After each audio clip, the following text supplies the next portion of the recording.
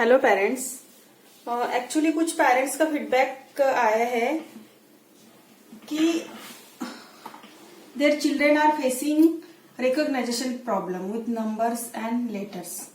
मतलब कुछ नंबर्स का रिकॉग्नाइजेशन प्रॉब्लम हो रहा है कुछ को, और कुछ को तो लेटर रिकॉग्नाइजेशन का प्रॉब्लम हो रहा है। सो इसके लिए मैं आपको ये बताना चाहूंगी कि एक तो रिकॉग्नाइजेशन के लिए उनको रिपीटेशन ऑफ इंट्रोडक्शन बहुत जरूरी होता है, जो कि हम लेटर का और नंबर का इंट्रोडक्शन में जब करवाती हूँ तो वो बहुत ही डीपली इसीलिए करवाती हूँ मैं। और एक बार अगर आप बच्चों को दिखाते हो वीडियो या फिर आप बताते हो तो वो सफिशिएंट नहीं है उनके लिए। एटलीस्ट उनको 3-4 बार तो आपको इंट्रोडक्शन दिखाना है, तभी बच्चा उसका क्लियर रिकॉग्नाइजेशन समझ पाएगा, है ना। स्कूल में क्या होता है कि ये रिपीटेशन होते रहते हैं, रिकॉग्नाइजेशन ओरल्स होती रहती है, तो बच्चों का रिकॉग्नाइजेशन वहां पे एकदम अच्छे से होता है स्कूल में। बट अभी वो नहीं हो पा रहा है क्योंकि अभी बच्चे घर पे है, तो आपको ये वीडियोस इंट्रोडक्शन की उनको बार बार दिखानी पड़ेगी। आपको खुद को उनके साथ बैठ के नंबर का लेटर का इंट्रोडक्शन देना पड़ेगा, तभी बच्चों को अच्छी तरह से रिकॉग्नाइजेशन होगा। And recognization is most important. जैसे कि मैं हमेशा बताती हूँ, रिकॉग्नाइजेशन बहुत ही इंपॉर्टेंट होता है बच्चों के लिए। रिकॉग्नाइजेशन बच्चों का अगर क्लियर नहीं है तो रिटर्न वर्क का कोई भी फायदा नहीं होता है। So that for better recognization कुछ एक्टिविटीज में हमेशा लेकर आती हूँ आपके लिए। तो आज भी ऐसी कुछ एक्टिविटी लेके आई हूँ मैं जो कि इजी है बच्चों के लिए, है ना, करने में भी, और आपको भी बनाने में इजी है, और बहुत ही हेल्पफुल एक्टिविटी होगी आपके लिए। जब भी आपका ऑन टाइम होता है, फ्री टाइम होता है, तब आप एक्टिविटी करा सकते हो। आप लेटर के लिए भी करा सकते हो और आप नंबर के लिए भी करा सकते हो। और बच्चों को क्या होता है ना पेरेंट्स, कुछ नया चाहिए होता है, वही चीजों से वो मतलब बोर हो जाते हैं। उनको कुछ अगर नया क्रिएटिव आप दिखाते हो तो वो एकदम से रेडी हो जाते हैं हर चीज सीखने के लिए, है ना, उसको यूज करने के लिए। तो इस तरह से आपको फ्लैश कार्ड बनाने हैं, इस तरह से कार्ड्स आपको एक्टिविटी के लिए बनाने हैं। तो आप कोई भी शेप बना सकते हो, फ्लावर कोई भी आपको जो पसंद है आप बना सकते हो। मैंने एप्पल का शेप बनाया है, तो इसके लिए मैं आपको सिंपल बता रही हूँ कि कैसे बनाना है। इसको मैंने फोल्ड किया है, जो क्लोज साइड है, कोई भी कलर पेपर आप ले सकते हो। Different types of colour paper आप लोगे तो बच्चा फिर वही बच्चे के अट्रैक्शन की बात आती है, तो हमें ज्यादा क्रिएटिव बनाना पड़ता है। तो इस तरह से आप कोई भी शेप, आप एप्पल बना दो, एनी कुछ भी आप बना सकते हो आपके हिसाब से। और आप यहाँ पे उसको इस तरह से शेप बना के उसको कट कर दो। एक साथ आप 3-4 पेपर भी रख कर आप ये एक्टिविटी बना सकते हो। तो एक साथ आप 3-4 पेपर की कटिंग हो जाएगी, तो एक साथ आपके ये कार्ड्स बन जाएंगे, है ना। तो ज्यादा प्रॉब्लम भी आपको नहीं आएगी, फास्ट बन जाएंगे, ठीक है। एंड इसको कटिंग करने के बाद में इसको इस तरह से आपको कट करना है, फिर उसको आउटलाइन करनी है, जैसे मैंने ब्लैक कलर से मैंने की है ना, उस तरीके से आप आउटलाइन कर दो, ठीक है। ये हो गया एप्पल शेप, ठीक है। तो इस तरह से आप एनी शेप आप बना सकते हो। तो ये बन गया, तो इसको आप आउटलाइन करो, जितना आप डेकोरेटिव करा सकते हो करो, क्योंकि आखिर में बच्चों की बात होती है, उनको इसी चीजों से ज्यादा अट्रैक्शन होता है।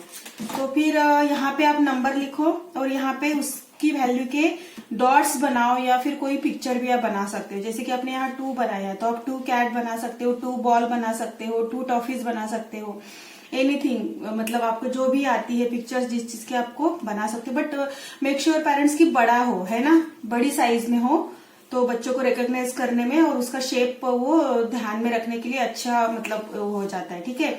बड़ा लेटर होना चाहिए, बड़ा नंबर, और जो भी पिक्चर हो वो बिग होनी चाहिए।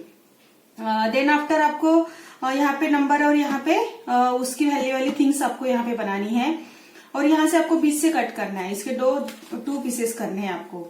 ये एक्टिविटी आप लेटर के लिए भी कर सकते हो। सपोज आपने यहाँ पे ए बना दिया, तो आप ए से रिलेटेड कोई पिक्चर एरो बना दो, है ना। ओनली ए फॉर एप्पल हमें बच्चों को नहीं सिखाना है, ए फॉर कितनी सारी थिंग्स है वो सारी बच्चों को आनी चाहिए, पता होनी चाहिए। तो आप चेंज करते रहना, कभी ए फॉर एरो, कभी ए फॉर एरोप्लेन, कभी ए फॉर एम्बुलेंस। इस तरीके से आपको बच्चों को सिखाना है ताकि उनकी वोकैबुलरी इंक्रीज हो। तो इस तरह से आप ये एक्टिविटी इंग्लिश में भी आप लेटर्स के साथ में करा सकते हो, तो आपको प्रॉब्लम नहीं आएगी। इसको आप बना के ना एक बॉक्स में रख के आप मतलब आपके बेड के पास रख सकते हो, या कभी भी कहीं में भी आप इसको यूज कर सकते हो। कहीं घूमने गए हो या फिर आपका ओन टाइम है, कभी भी फ्री टाइम में आप कर सकते हो। इसके लिए आपको कॉपी या पेंसिल लेके बैठने की जरूरत नहीं है, ना रिटर्न वर्क करने की जरूरत है, और बच्चा भी बोर नहीं होता कि बार बार रिटर्न वर्क उसको कराया जाए, है ना। और इसी तरह से वो रिकॉग्नाइज भी करता है, और जब रिकॉग्नाइज करके बच्चों को लेटर की या नंबर की इमेज उसके माइंड में सेट हो जाती है तो रिटर्न वर्क में भी बिल्कुल भी प्रॉब्लम नहीं आता है। तो रिकॉग्नाइजेशन बहुत ही इंपॉर्टेंट है। तो इस तरह से मैंने ये कार्ड्स बना लिए हैं। तो एक तो बच्चों को आपको हिंट देनी है, या फिर कोई बच्चे अपने आप ही समझ जाते हैं, बट जिसको समझ में नहीं आता है उसको आपको बताना है कि देखो ये एक एप्पल है बना हुआ, है ना।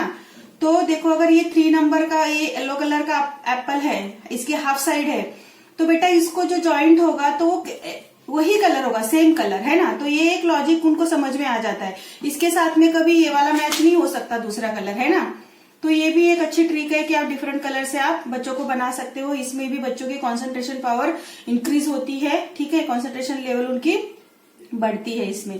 तो आपको क्या करना है, इस तरीके से ऐसे कार्ड्स बना के, कलरफुल कार्ड्स बना के आपको एक इसका पार्ट आपको बच्चों को देना है। सपोज मैंने ये दे दिया, है ना।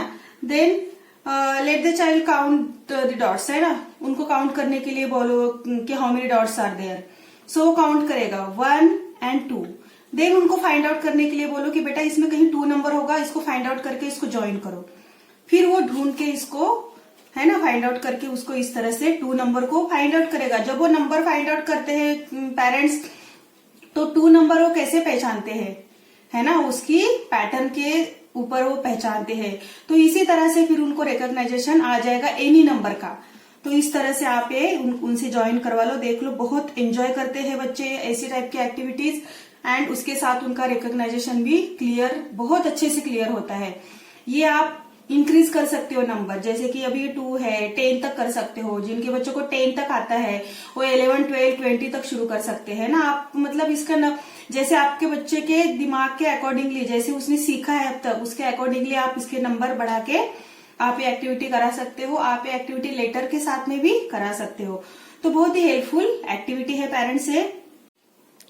एंड ऐसी एक्टिविटीज पेरेंट्स आपको एटलीस्ट मतलब 2 बार 3 बार आपको करना ही पड़ेगा, तभी बच्चे रिकॉग्नाइज कर पाएंगे। कोई भी चीज एक बार करने से कोई भी नहीं सीखता, हम लोग भी नहीं सीखते, है ना। तो आपको ये रिपीटेशन उनको देना पड़ेगा, रिविजन उनसे करवाना पड़ेगा, तभी बच्चे अच्छी तरह से सीखेंगे, है ना। तो इस टाइप की एक्टिविटीज आपको रिकॉग्नाइजेशन के लिए बहुत ही हेल्पफुल होगी, तो आप इसका यूज कर लेना। So thank you and bye bye.